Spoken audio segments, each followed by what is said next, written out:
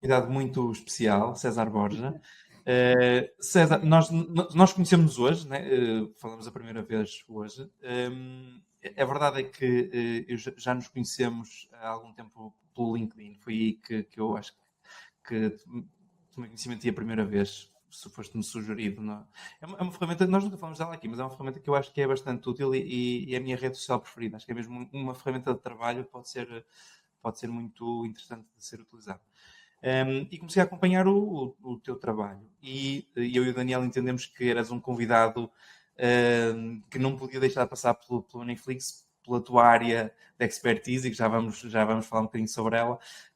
Mas pronto, começar por te agradecer este tempo que nos dedicaste. É que agradeço a oportunidade de poder conversar convosco um bocadinho sobre este tema que também me interessa tanto. Sim. Isso.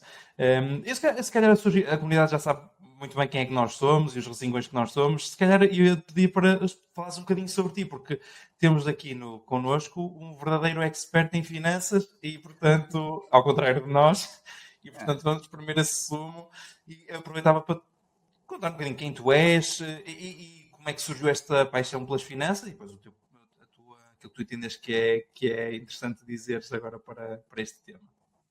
Pois, eu já ando nisto dos mercados há 28 anos, mas sinto que ainda tenho muito para aprender e não me considero minimamente um expert. Há muitas coisas que eu não sei e que ainda preciso de aprender, mas o bicho disto começou em 1996, quando eu estava a tirar a licenciatura em Economia. E, enfim, é uma história muito longa, por isso vou tentar abreviar. Força. Eu estava no primeiro ano de Economia no ISEG e eles ofereciam o Jornal Diário Económico, mas só ofereciam 5 exemplares. Pá, e naquela altura toda a gente queria ler o jornal, é curioso, já não há tanta gente a ler jornais. Então eu tinha que correr mais ou menos à hora que eles punham o jornal na Associação de Estudantes para conseguir um daqueles 5 exemplares. E quando não conseguia tinha que ir comprar, que era uma chatice, né? Custava dinheiro e tinha que ir à papelaria, não sei. Mas fazia questão de ter os exemplares todos e colecionar. Tinha assim umas pilhas de jornais no quarto e a minha ideia... e depois comecei a interessar muito pela secção sobre a Bolsa. Escrevia lá um jornalista, julgo que chamava-se Paulo Fernandes. Isto é, portanto, em 96, portanto, há 28 anos, sim. E comecei a adorar ler sempre a crónica da Bolsa dele e ver os volumes das cotações. Em 1996 era muito interessante. A Bolsa parecia que subia todos os dias, mas muito pouco. 0,1, 0,2, 0,3, depois 0,1, sempre assim, muito devagarinho. Ela subiu, o índice PSI 20 subiu 30% em 1996, mas foi assim, sempre a subir um bocadinho. Até que houve um dia que Portugal entrou para o índice MSCI dos mercados desenvolvidos e de repente o mercado subiu 4% numa sessão e foi uma loucura na altura. Depois só comprei, então depois comecei a comprar livros sobre a Bolsa, alguns livros depois mais tarde foi o professor Carlos Bastardo, que é o livro, tenho ainda aí, que é Análise Fundamental e Técnica de Ações, foi o primeiro livro que eu li. E depois na Feira do Livro em Cascais, eu sou de Cascais, encontrei lá um exemplar do livro Ganhar em Bolsa, que é um livro de 1993, teve agora uma segunda edição. Eu adorei o livro, li o livro uma data de vezes. E finalmente comprei as primeiras ações em 1998, janeiro de 98, de uma empresa que é a Gestnave, já não é cotada. E comprei baseado numa análise fundamental de um site que existia na altura, que era o Fim Bolsa, e tive uma grande sorte, também houve ali uma ajuda. Enfim, mas é uma história longa, mas as ações subiram 100% numa semana. E eu vendi a ganhar 100%. Foi o meu primeiro investimento. Mas comprei as ações a meias com um amigo, porque eu não tinha dinheiro para abrir uma conta, só tinha 105 contos na altura. É o equivalente a 525 euros. E aquilo tinhas que comprar um lote. Um lote era 100 ações. Cada ação estava a 2.100 escudos.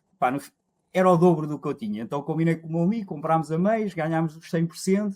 E ficámos os dois, isto é lindo. E depois, então, a partir daí, comecei sempre a ver, lá na associação de estudantes tinha um terminal que era o CIBS, que dava assim as cotações a preto e verde.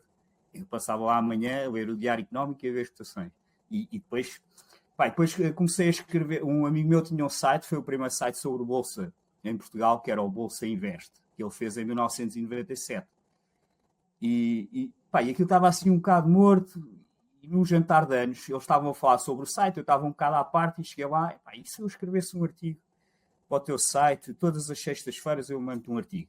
E ele, está bem, ele não ligou nenhuma. Mas na sexta-feira seguinte eu mandei-lhe o artigo. Ele pôs o artigo, remodelou o site todo, depois na sexta seguinte outra vez o artigo, e outra vez o artigo. E aquilo começou a ter montes de visitantes, o site começou a crescer, e depois como não havia ninguém a escrever sobre o Bolsa em Portugal naquela altura, a certa altura depois houve um boom na internet, não é? Então uma empresa grande, que era a Telecel, hoje é a Vodafone, quis fazer um portal generalista e tinha uma parte de bolsa, que era o canal de bolsa de um portal que era o NetCetra, na altura. Isto nos primórdios da internet, no final da década de 90, cá em Portugal. E como não havia mais ninguém, eles convidaram-nos a nós para fazer esse canal de bolsa. Então eu estava no terceiro ano da faculdade e comecei a trabalhar, a escrever sobre a bolsa. Depois não acabei o curso, comecei só a trabalhar, e depois houve uma bolha na internet e a empresa onde nós trabalhávamos quis comprar o nosso site, na altura por €500,000, a ver, e nós, 100 mil contos, ainda era contos na altura. Nós vendemos, depois fiquei lá a trabalhar, não acabei o curso, depois só fui acabar o curso quando já tinha a licenciatura, quando já tinha 40 anos. É que fui lá, depois só me faltavam 2 cadeiras, fui lá fazer as 2 cadeiras e pronto. E agora sou economista, depois tirei o CFA, o Level 1, e tirei uma pós-graduação em análise financeira, e tenho o CEFA. Então, mas desde aí estive sempre a escrever sobre bolsa, passei por vários projetos, e abreviando, enfim, em 2015 fiz o projeto, que acho que é o projeto da minha vida, que é o Borja on Stocks, onde trabalho há 9 anos, onde analiso diariamente ações, 2 por dia, uma europeia e uma americana, e vou selecionando aquelas que considero mais atrativas para investimentos a longo prazo para os subscritores do meu site. Foi a propósito disso até que me foste sugerido no LinkedIn. Porque a agregação de temas é muito interessante. Portanto, começaram a aparecer as sugestões de pessoas ligadas ao mundo das finanças e tu foste uma delas e eu comecei a acompanhar precisamente essa tua dedicação, em particular às 10 Baggers. Eu queria te fazer uma pergunta muito pessoal, que é, já percebi que a tua primeira experiência com a bolsa foi muito positiva, a minha não foi assim. Aliás, eu tive aquele percurso que acho que é o mais normal, que é começar ou com os CFDs, ou com os Forex, ou com aquelas coisas em que uma pessoa perde dinheiro antes de atinar. A tua não foi assim. Achas que... Eu tive... os meus pais nunca investiram. Eles chegaram a ter umas ações, mas porque foram doadas, ou foram dadas, ou porque se receberam de herança, mas nunca tiveram assim propriamente investimentos na bolsa. E eu sempre tive, e eu, e se calhar o Daniel também, acho que também tive esta mesma impressão, que a bolsa era uma coisa demoníaca, que era uma roleta, que era... Portanto, tu não tiveste esse karma negativo familiar, ou seja, sentiste que foi quase uma coisa natural começar? Sim, é assim, na minha família ninguém investia, mas eu convenci a minha mãe a comprar ações na OPV da EDP em 97. E ela ficou a ganhar 30 e tal %, vendeu logo. E também participou na OPV da Simpor, também ganhou um bocado, vendeu logo. Isto porque eu a chateava imenso para ela comprar, mas poucas ações, tipo 100 ações ou 200 ações. É. E, portanto, ela não investia, nem pouco mais ou menos, mas eu chegava tanto que ela lá podia. Seguia o teu conselho. Depois eu pessoalmente... no final da década de 90 havia umas OPVs boas, que aquilo era quase garantido, mas tinha que se vender logo no primeiro dia. Aliás, há muitas depois caíram imenso, como a Sonaicom, a empresa, e muitas outras OPVs da altura depois caíram imenso. Mas nos primeiros dias aquilo subia bastante, e quem ia ao OPV ganhava quase sempre. Então eu tinha uma conta tipo com 20 e tal titulares, para poder ficar com mais ações, e depois vendia logo. Eu era nessa altura... não tinha uma mentalidade de longo prazo, era um investidor de curto prazo, e depois também meti-me nos futuros, são produtos financeiros derivados, não são como os CFDs, sim, são mais legítimos, e passei muitos anos nos futuros, tive muitos altos e baixos, ao mesmo tempo estava nas ações, e agora olhando em retrospectiva, preferia ter mantido sempre só nas ações, nunca ter passado pelos futuros. Eu acho que acaba por ser um bocadinho natural, não é? A pessoa cometer alguns erros. Diz, Daniel, força. César, fazer-te uma pergunta. Em 1996 aonde compravas as tuas ações? Boa pergunta. Porque eu vivo num mundo diferente, não é?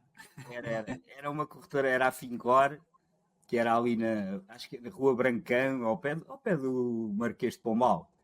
E era por telefone. Só que aquilo era havia muito mais gente a investir em ações naquele tempo do que agora, cá em Portugal.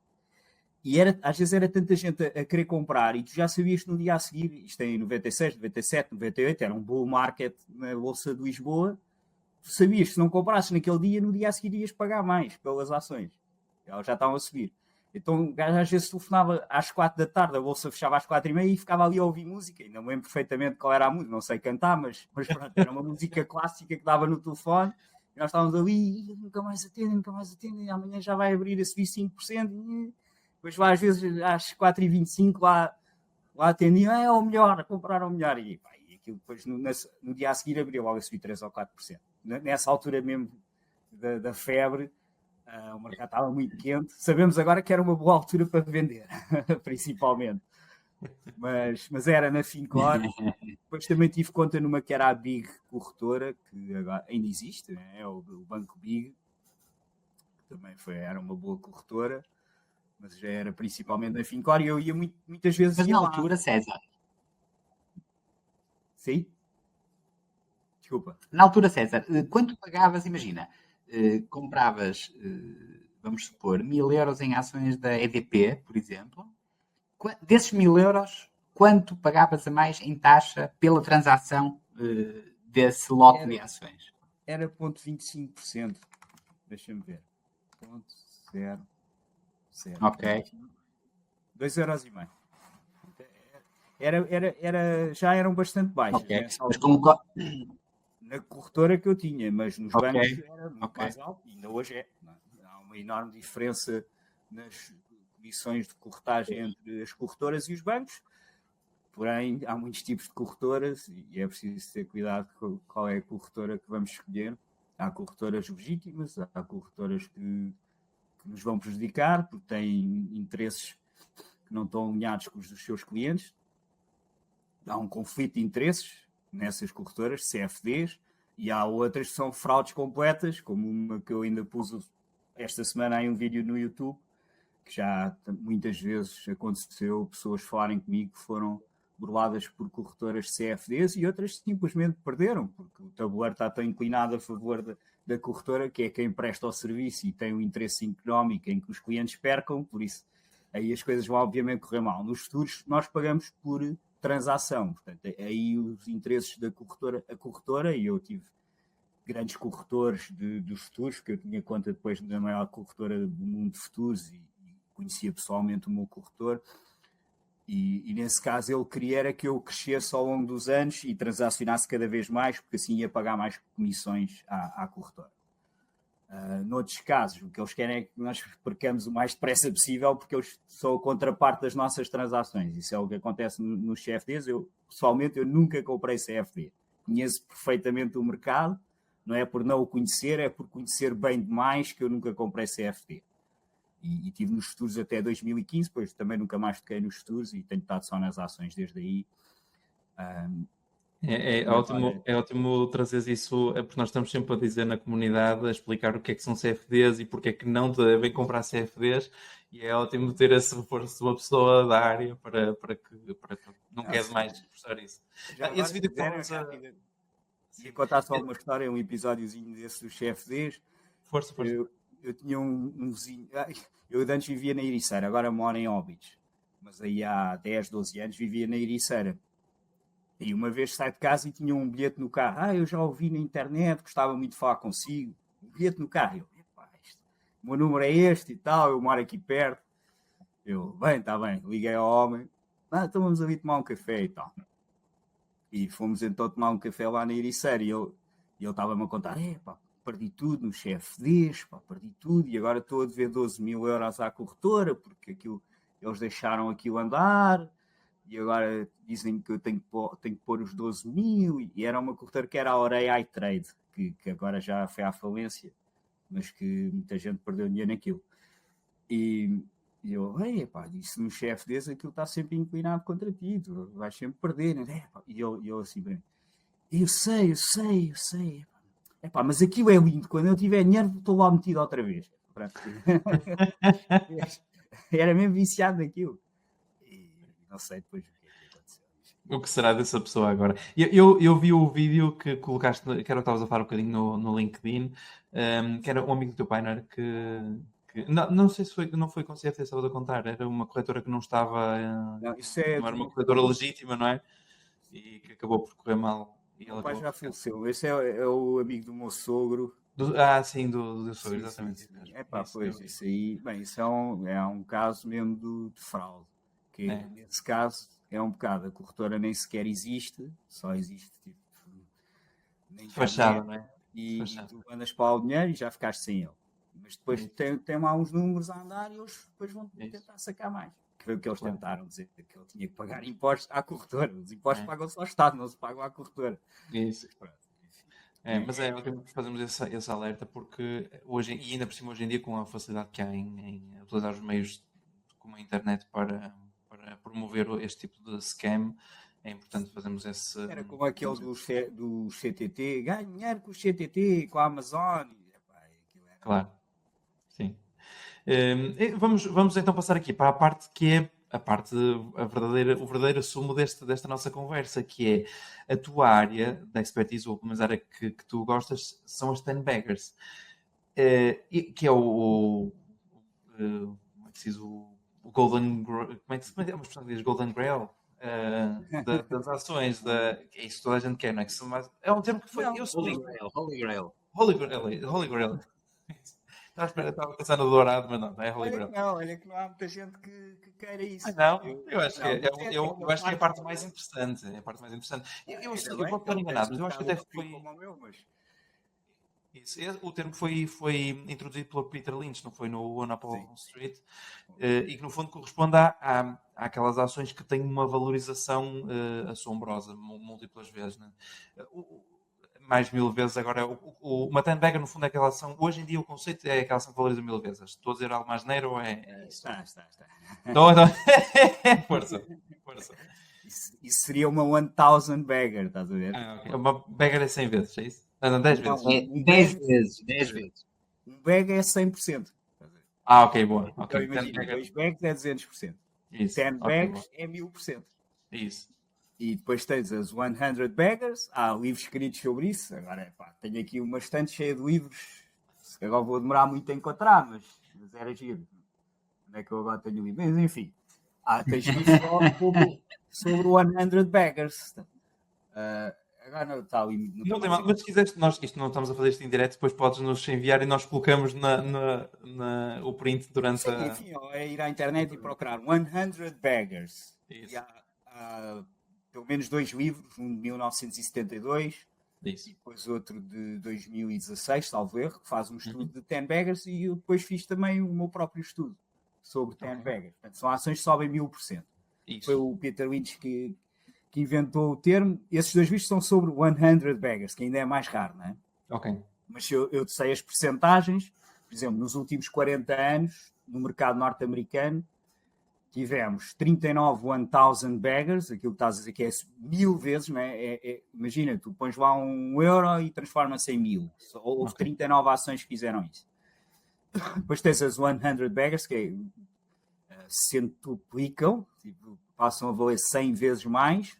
Houve 365 nos últimos 40 anos. Quer o meu estudo, quer os desses 2 livros, andam mais ou menos à volta do mesmo número. Não é exatamente o mesmo número, mas são 350, 370, 365, penso que foi o número que eu encontrei. E as 10 baggers são mais comuns. Houve 1186 10 baggers dentro de 6.000 ações que estão cotadas na New York Stock Exchange e no Nasdaq. Houve 1186 que em algum ponto da sua história decuplicaram de valor. Portanto, essa é uma parte do meu serviço no Borjon Stocks, porque ao contrário do que tu imaginas e do que eu imaginaria também, não há assim tanta gente interessada em 10 baggers, porque as pessoas não acreditam, mas é real, eu tenho os gráficos. 1186 ações que efetivamente decuplicaram de valor em determinado momento da sua história, entre o mínimo e o máximo, e muitas subiram muito mais do que os tais 10 bags. Né? Então eu tenho uma área em que estou só à procura desse tipo de ações com um elevadíssimo potencial de valorização. Também, então, onde eu procuro esse tipo de ações é nas small caps, neste caso até micro caps, entre um valor de mercado entre 50 milhões e 500 milhões. Okay. Nessa área há muitas ineficiências, há muitas ações que estão a transacionar abaixo do net cash, o que é que isto significa? Que o valor de mercado é inferior ao valor que a empresa tem em cash no balanço, já depois descontada a sua dívida financeira. É como se tivesse, eu ainda no outro dia vi uma ação que estava por 26 cents on the dollar. Quer dizer, o valor de mercado era 26 cêntimos do que a empresa tinha em net cash. E eu coloquei a questão, porque era uma nesse caso era uma nanocap, era uma empresa que valia só 5 milhões e eu, antes de recomendar aquela ação, fiz uma sondagem, o que é que a comunidade achava daquilo. E a sondagem deu negativa, tipo, as pessoas acharam que, apesar de estar com tanto desconto, que a empresa era tão pequena que era demasiado arriscado. E pronto, então não recomendei. Mas outras que eu tenho encontrado realmente situações de muita subavaliação, ou então muitas vezes tem um grande potencial de crescimento, e dá-me um grande gosto analisar estas microcaps. Mas claro, o portfólio não pode ser só microcaps, senão é muito volátil e tem que se ter uma paciência, às vezes tens de ter imensa paciência. Porque uma ação pode estar avaliada durante 3, 5 anos e vai estar ali e é evidente, mas não acontece nada. Tens de ter uma confiança incrível na análise fundamental para aguentar. Eu hoje em dia tenho, mas demorou 20 e tal anos. Sim. Antes disso, ainda em 2016, eu larguei 2 ações porque elas tiveram uma quebra técnica e eu não tive confiança suficiente para aguentar, apesar dos fundamentais serem muito atrativos. Hoje em dia isso já não me acontece. Aguento muito melhor. Tenho muito mais confiança nas análises que vou fazendo e na análise fundamental. E então agora estou muito mais preparado. Por isso é que eu digo que estou ainda a aprender. Não sei como é que vai ser se calhar daqui a 10 anos, aquilo que eu penso hoje já não é bem assim, porque nos últimos 10 anos eu alterei algumas coisas na minha maneira de pensar. Por exemplo, eu antes pensava que se uma ação caísse 50% do preço de compra, era evidente que tinha havido um erro e que a história estava invalidada. Mas depois de estudar realmente muitas ações e de ver N vezes acontecer as ações caírem 50% por nada, especialmente nas small caps. Estamos a falar de small caps, são extremamente voláteis. E depois recuperam tudo e sobem imenso e sobem aquilo que estava previsto. Mas, no entanto, ali no meio caíram 50%. Aliás, a ação que eu recomendei, que mais subiu, que subiu mais de 1000%, mas eu só consegui, foi o maior ganho até agora, porque tenho uma outra aberta com uma mais-valia superior. Foi 375,6%, que foi a Fiverr. E eu escrevi um relatório completo a dizer esta ação tem potencial para valorizar 1000%. Depois acabei por ali a meio vender, só ganhei os 375, mas ela antes de subir os tais 1000%, caiu 50% do preço em que eu tinha feito a análise. E eu tive que aguentar, felizmente, depois vendi ali a 150 e ela depois agora voltou abaixo, voltou aos 20, foi o preço original que eu tinha recomendado e agora recomendei outra vez. E, portanto, está outra vez novamente muito atrativa, mas já não acho que tenha o potencial que tinha na altura, porque entretanto entraram muitos concorrentes. Pois. E, os fundamentais vão evoluindo, não é? É muito difícil realmente, por isso é que temos que acompanhar os desenvolvimentos das empresas. Não dá para ter uma opinião fixa para sempre sobre uma empresa, é preciso ir acompanhando os desenvolvimentos e ajustando a nossa visão a longo prazo com a informação que vamos tendo a curto prazo. E depois, onde é que está a arte? A arte está em conseguir perceber o que é relevante e o que é que não é. Quanto nós, por exemplo, as ações que vamos estudando e que até vamos falando sobre elas na comunidade, e agora até temos publicado chamamos uns papers, ou seja, imagina, identificamos uma empresa e fazemos uma análise da empresa, uma coisa, não é de recomendação, é uma análise da empresa, pronto, dos fundamentais, mas são empresas, regra geral, que já estão estabelecidas e normalmente não são small caps sequer. A minha questão é com que frequência, porque nós quando fazemos uma análise a uma empresa já estabelecida, já madura, devemos acompanhar as contas da empresa e os fundamentais, claro, mas já com alguma serenidade. Eu acredito que nesse tipo de empresas deve ser um controle mais apertado. Com que frequência é que com que frequência é que tu utilizas ou que é recomendável estarmos com atenção quando temos esse tipo de investimentos mais voláteis e mais difíceis? É assim, andar a ver a cotação do dia a dia não adianta nada. Não quer dizer que eu não faça isso por entretenimento, mas isso não altera nada da visão. Agora, quando saem os resultados trimestrais, eu obrigo-me a produzir uma análise, a ler toda a informação que sai, portanto, o press release, a apresentação, ouvir a conference call, ou ler a transcrição e escrever uma análise. Portanto, eu estou neste momento a recomendar cerca de 54 ações e essas 54 eu reanaliso todos os trimestres, pelo menos de acordo com os resultados trimestrais. E depois também saem, no meio dos trimestres, outras notícias que podem ser muitíssimo relevantes, como a venda de um segmento, uma aquisição muito relevante, ou também anúncios de concorrentes, enfim, podem sair notícias muito relevantes também fora do período dos resultados, mas os resultados é obrigatório.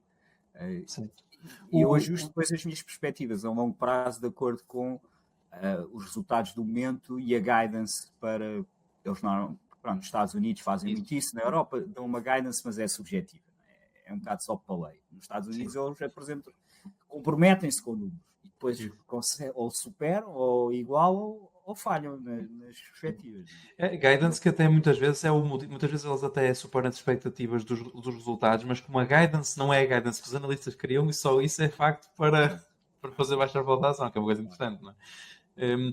E havia outra questão que eu ia colocar e que era relacionada com o insider trading.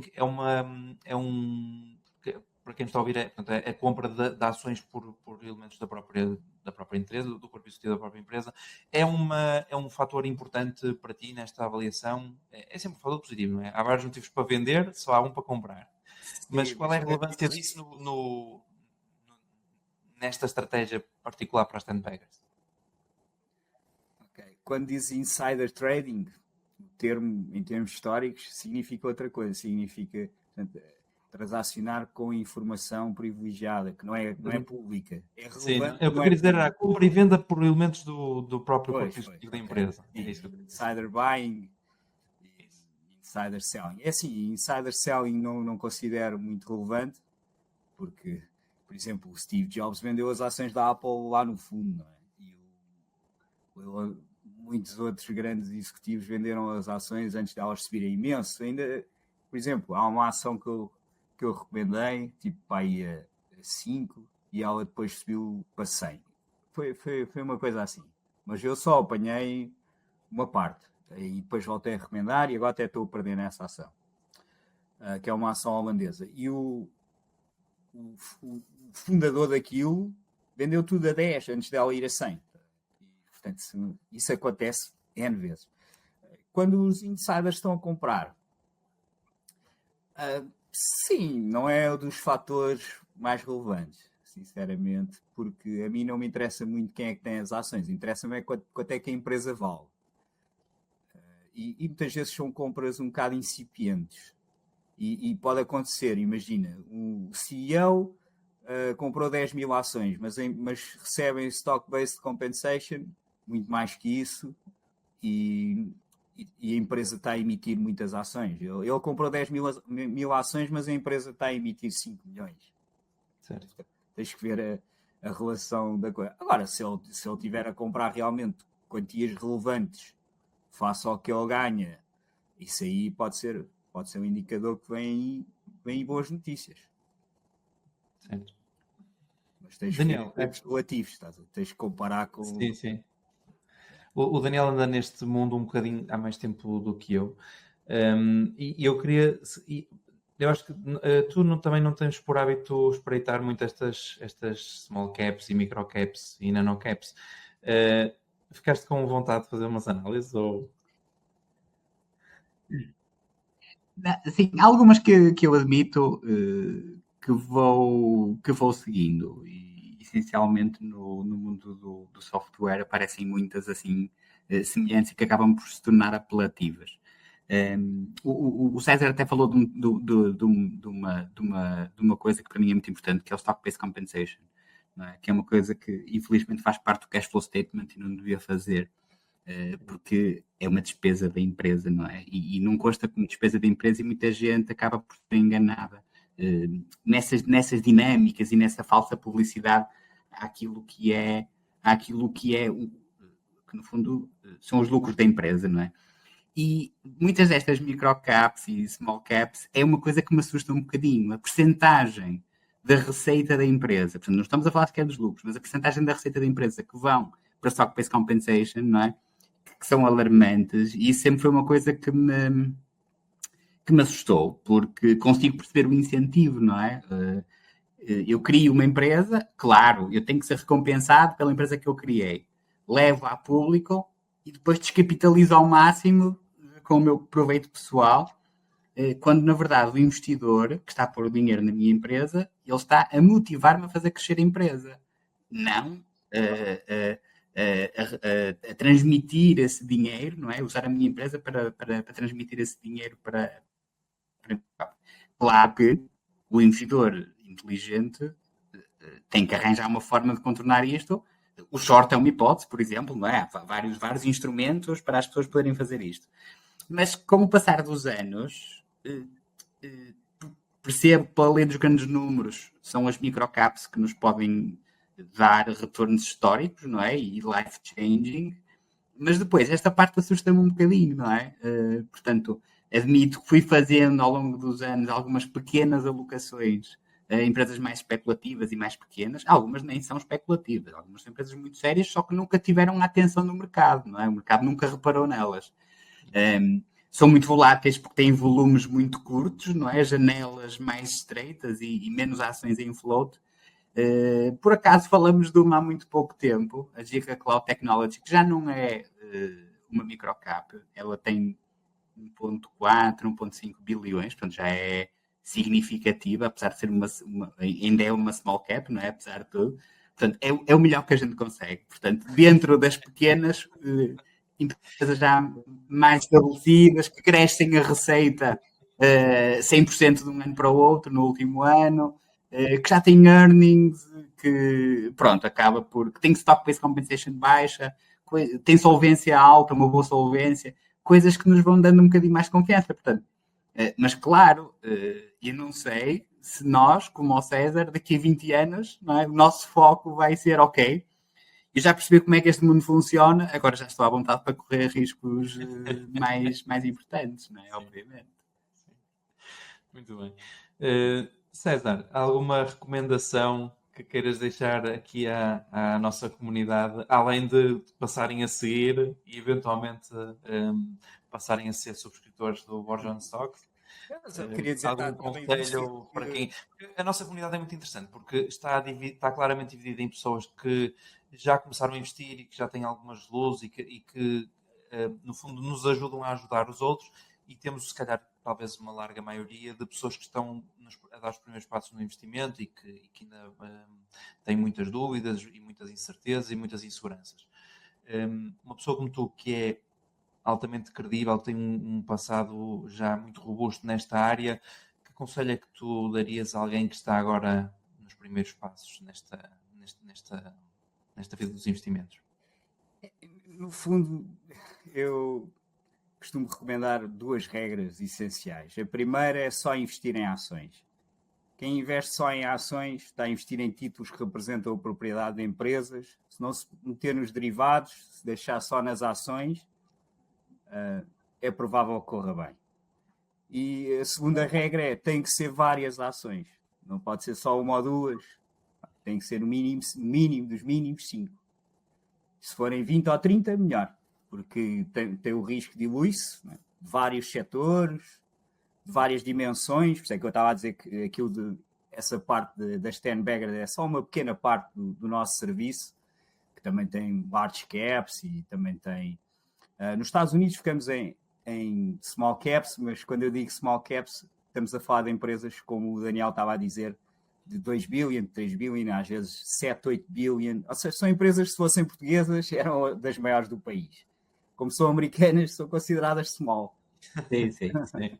Estão no índice Russell 2000. E este teto foi subindo, não é? Com o passar dos anos. Isso. Pois.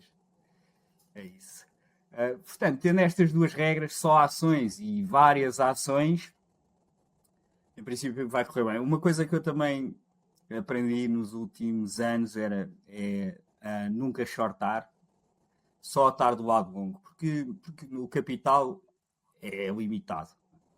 E nós, do lado longo, temos um potencial muito maior, porque as ações podem subir imenso e descer, só podem descer 100%. Aliás, essa é uma das vantagens. Quando se tem um portfólio diversificado de ações, algumas vão subir imenso, outras vão subir pouco, outras vão descer um pouco e algumas vão descer muito. E algumas vão descer 100%, se nós deixarmos. Nunca me aconteceu ter uma ação e mantê-la até ela ir mesmo à falência. Mas acho que vai acontecer algum dia, vai acontecer isso. Porque quem tem um portfólio diversificado de ações tem que estar preparado para que uma delas vá mesmo correr mal. Daniel, queres dizer alguma coisa aqui? Não tem problema nenhum. Isso não vai afetar nada. É engraçado, porque o Daniel... Sim,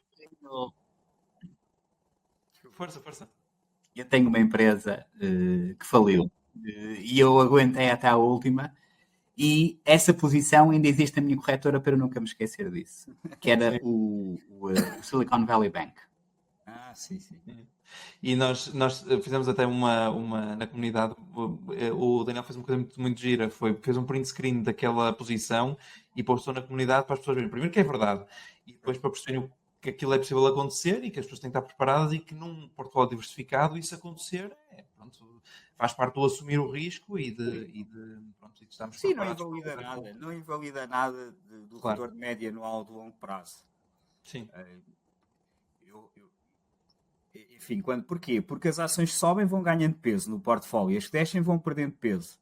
Se uma ação já descer 90%, enfim, já trata um pouco de peso se descer os 100% que faltam, porque na realidade uma ação pode sempre descer 90%, pode descer 90% várias vezes, não é? Desce de 100 para 10, 90%, 10 para 1, outros 90%, de 1 para 0,1, mais 90%, 0,1 para 0,01 e pronto. E vai perdendo peso. Interessa muito mais quando se tem um portfólio diversificado, que as ações que já subiram continuem a subir, porque essas pesam muito mais no portfólio, do que as que desceram recuperarem. Não tem tanto efeito, não é? E por isso é que o Warren Buffett diz que bastam 3 ou 4 muito boas ideias e depois agarrarmos a elas, não é? Isso às vezes é o mais difícil, é agarrarmos às ações que sobem, elas vão ganhando peso, e isso faz com que o nosso retorno se aproxime, tenha tendência para ficar igual ao dessas ações que sobem muito. Porque elas ganham peso e continuam a subir e nós agarramos a elas e é isso que faz o retorno médio anual acima da média. É por isso que eu não invisto em ETFs. Porque para isso é para ser médio, não é? Eu não estou aqui a trabalhar o dia todo, há 20 e tal anos, para ter um retorno médio. Tem que ser acima da média. Infelizmente tenho conseguido. Mas eu acho que vou agora superar muito a média quando vier um bull market, porque o mercado não tem estado mal, o mercado tem estado bastante razoável. Mas para as small caps, o Russell 2000 está muito longe do máximo, não está como o S&P 500. O S&P 500 está em máximo. O Russell 2000 está para aí 20% abaixo do máximo. Mas isto é cíclico. Agora estão as large caps na moda de cima, mas depois há de vir aí outra vez uma onda nas small caps. Tudo isto é cíclico. Eu antigamente não tinha paciência para aguentar uma cíclica. Agora tenho paciência. E compreendo bem que tu tens de comprar uma cíclica quando ela dá prejuízos. Estou-me a lembrar dos REITs que estão pelas ruas da amargura e que acreditamos que vão retornar à média quando as taxas de juros começarem a baixar, que inevitavelmente vai acontecer algum dia. Sim. Há mais tempo, sem menos dúvida, tempo. sem dúvida. Tudo isso, as variáveis macroeconómicas são todas cíclicas. Sobre o que é que eu queria dizer para a vossa comunidade, aquilo que já disse em termos de controle do risco, investir só em ações, as pessoas perdem sempre quando saem das ações, como pós-derivados, um portfólio diversificado de ações, não vender as ações que se está a ganhar só porque aqui esta já cumpriu a sua missão, então vou vender. Não, isso não é motivo nenhum para vender. Se uma ação está a correr bem, motivo é para manter. E ter uma visão de longo prazo é super importante. E lá está, e ter também uma boa noção daquilo que é expectável e razoável. Portanto, ninguém pode esperar ir ganhar 100% ao ano, porque nunca ninguém ganhou 100% ao ano, de forma consistente. Claro. Warren Buffett, o maior investidor, um dos melhores de sempre, tem um retorno médio anual à volta de 19%. E isso é extraordinário. É o Warren Buffett, com as condições que ele tem, mesmo quando as coisas correm mal, ele compra a empresa toda e mete lá outra gestão e dá a volta àquilo e corre muito bem. O Peter Lynch teve um retorno médio anual de 29%, mas foi só durante 13 anos. E foram 13 anos de um grande bull market. Portanto, se nós conseguirmos 15%, 12, 15% ao ano, somos muito bons. Okay? É isso que nós devemos almejar. Portanto, para conseguir mais que isso, temos que ir para caminhos que vão correr mal. E também, estar a almejar menos que isso, para isso mais vale comprar o ETF. Comprar o ETF, aguentar a volatilidade, mas para isso não é preciso pensar muito, não é? É só uma questão de disciplina, que também não é fácil, porque, por exemplo, enfim, não queria falar nisso porque não fui autorizado a estar a divulgar, mas sem dizer nomes. No outro dia tive uma reunião com uma gestora de fundos e ela dizia-me, isto dos ETFs é muito giro, mas as pessoas depois andam nos ETFs a fazer trading de curto prazo e a ver as notícias da macroeconomia e agora as taxas de juros e não sei o quê, porque quando se está num ETF sobre um índice, as pessoas preocupam-se muito com a macroeconomia e todos os dias saem notícias, a maior parte delas negativas, sobre a macroeconomia. É a dívida que é muito alta, enfim, são as taxas de juros que agora subiram muito. Antigamente era porque as taxas de juros eram muito baixas e havia a armadilha da liquidez e o Fed não conseguia fazer nada. Agora é porque são muito altas. Enfim, há sempre problemas. Não é? Sim. Mas, no entanto, o mercado lá vai subindo. E foi assim nos últimos 200 anos e é provável que seja assim nos próximos 200. Concordamos, sim. Estamos três de acordo. Sim. César, foi um gosto enorme ter aqui nesta nossa conversa. Obrigado, foi muita gira. Claro, podíamos estar aqui horas, não é? Sim. E pronto, queria agradecer-te esta tua simpatia e esta tua disponibilidade.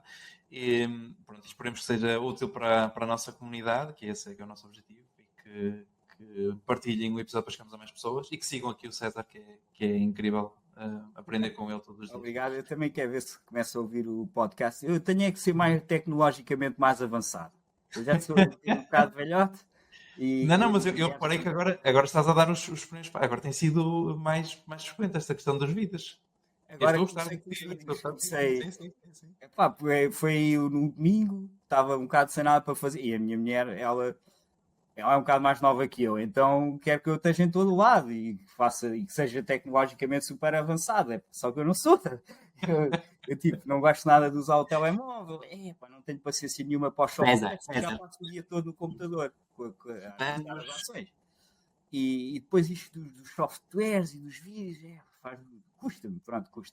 Mas estava aí no domingo e ela tanto me chegou que eu peguei no telemóvel, comecei a gravar os vídeos.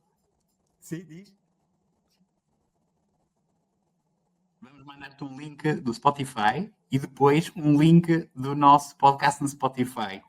E se calhar vai ser o primeiro, não é? Não sei se vai ser, mas é um desafio.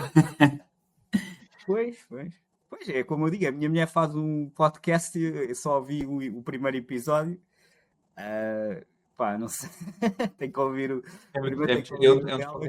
Que eu sigo, que eu tenho também tenho no meu Spotify. Não, mas o que dá jeito é ouvir no carro. Eu no outro dia é isso que nós fazemos, eu e o Daniel fazemos, e muitas vezes fazemos viagens compridas e aproveitamos para pôr os podcasts financeiros. Eu deixei de ouvir rádio, agora sou o podcast no carro. Não... e tudo de finanças, portanto, é engraçado, deixei de ouvir rádio. Pronto, agradeço este bocadinho, foi incrível e pronto, falaremos novamente em breve. Foi um gosto ter-te cá e foi uma enorme mais-valia para a comunidade. Obrigado por isso. Obrigado, igualmente, e bons investimentos a todos. Até à próxima. Obrigado, até breve. Obrigado.